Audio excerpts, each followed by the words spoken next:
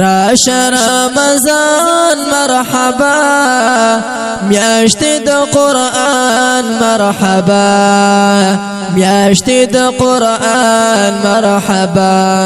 وایو هر کله خوش آمدید یہ پمونگا گران مرحبا یہ پمونگا گران مرحبا والعاقبة للمتقين والصلاة والسلام على أشرف الأنبياء والمرسلين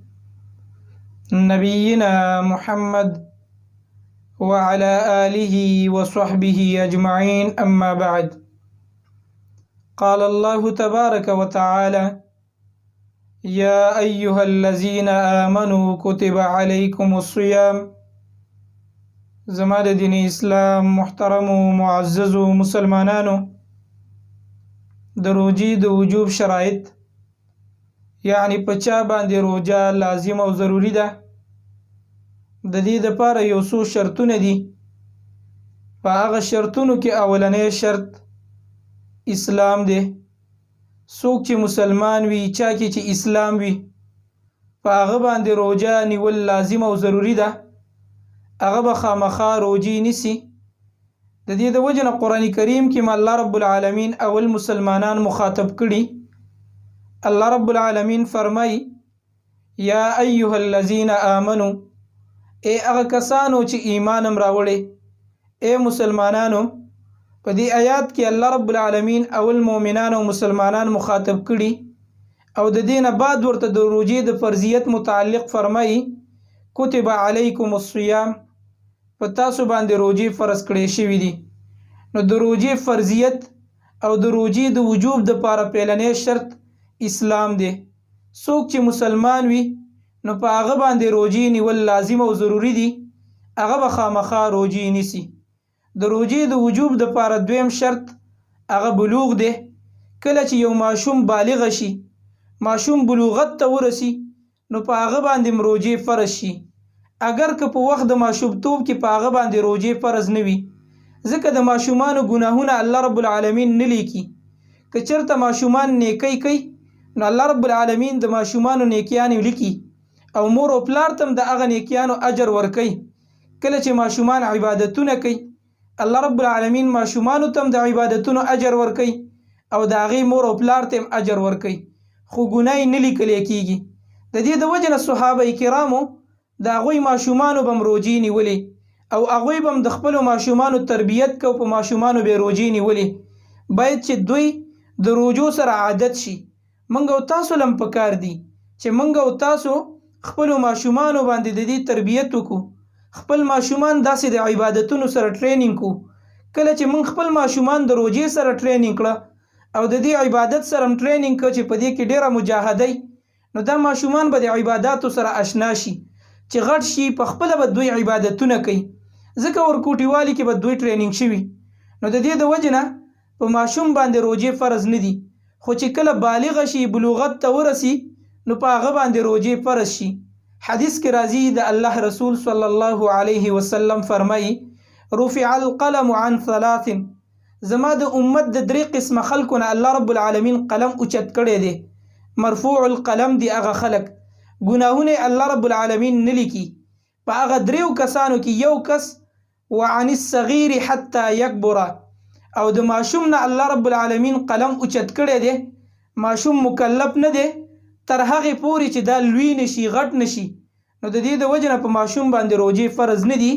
بلکې ماشوم چې کله بالغ شي نو په هغه باندې روزې بیا فرض شي د بلوغت یو څو علامات هغه علما ذکر کوي چې کله الک وي نو د هغې دپاره درې علامې دي د بلوغت چې په هغې باندې سړی معلوموی شي چې دا سړی دا ماشوم هغه بالغه شوی دی یو علامه هغه دا ده چې هغه ته احتلام کیږي د هغه نه مني خارجیږي په هغه باندې غسل واجبیږي احتلام دا یو علامه ده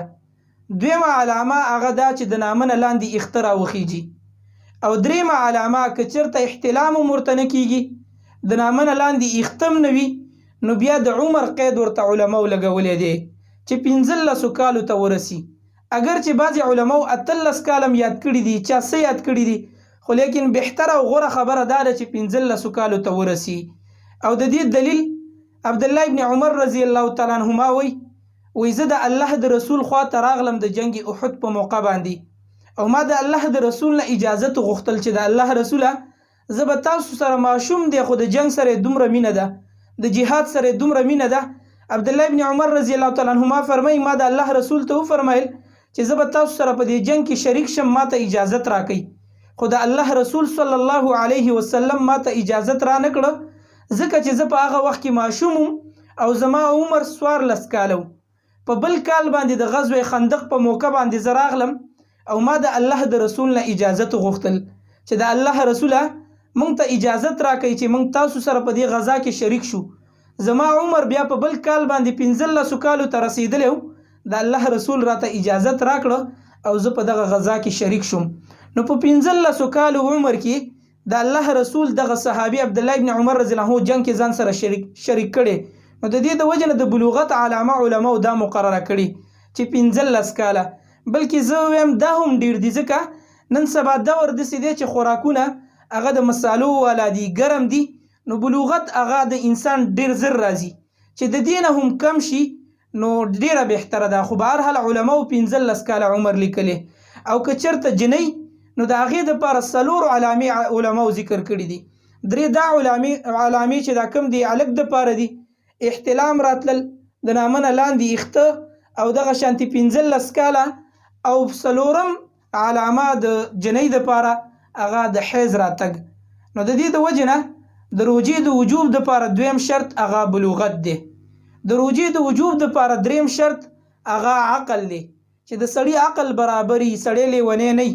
ځکه په لیونیانو الله رب العالمین روجې نه دي فرض کړي چې عقل برابري سلیم العقل وي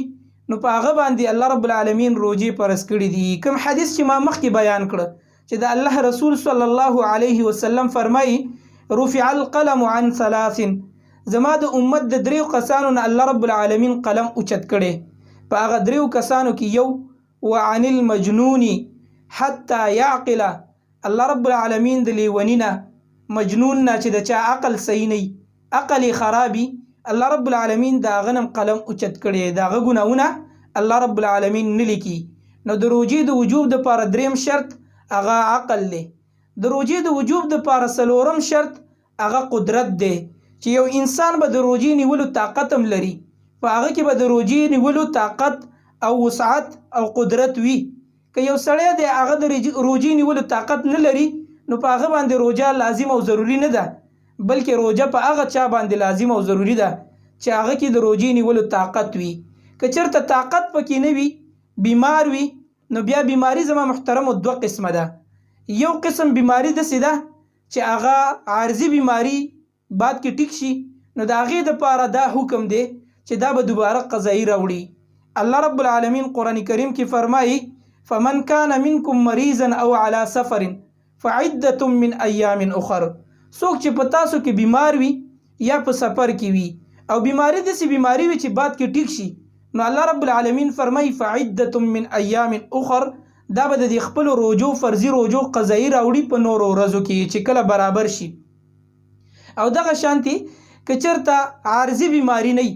دائمي بیماری چې ډاکټرانو دا جواب کړی چې ته ختمې ستا بیماری نه روغېږي نو د هغې دپاره بیا فدیه ده قضا نشته صرف فدیه به ورکوي او د هغې فدیه داسې ده قرآن کریم کې الله رب العالمین فرمایي وعلى الذين يطيقونه فدیة طعام مسکین او هغه کسان چې الله رب العالمین په روجې فرض کړي خو د روجې د فرضیت او د نیولو طاقت نه لري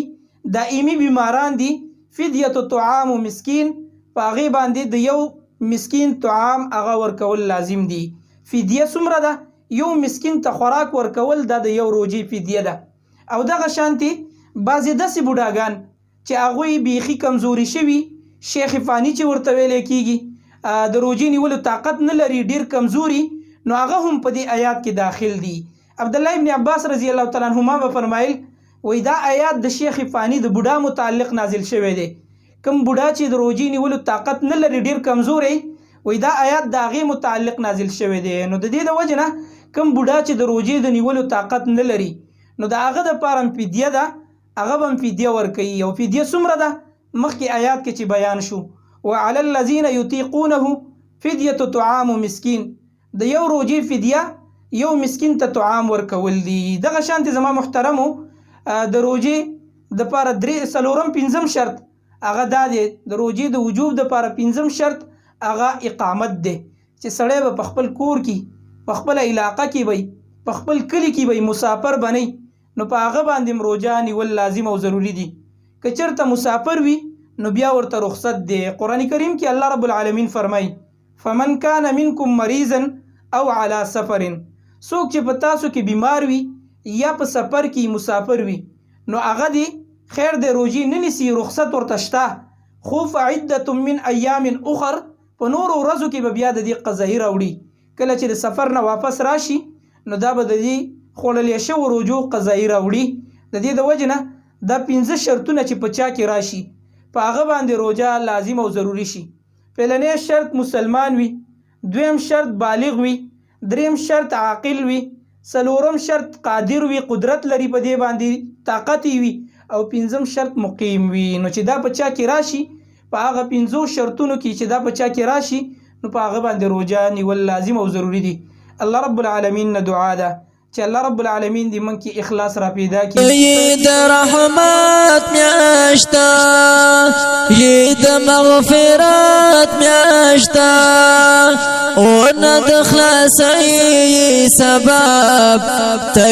د عزت میاشتا، ته د عزت میاشتا.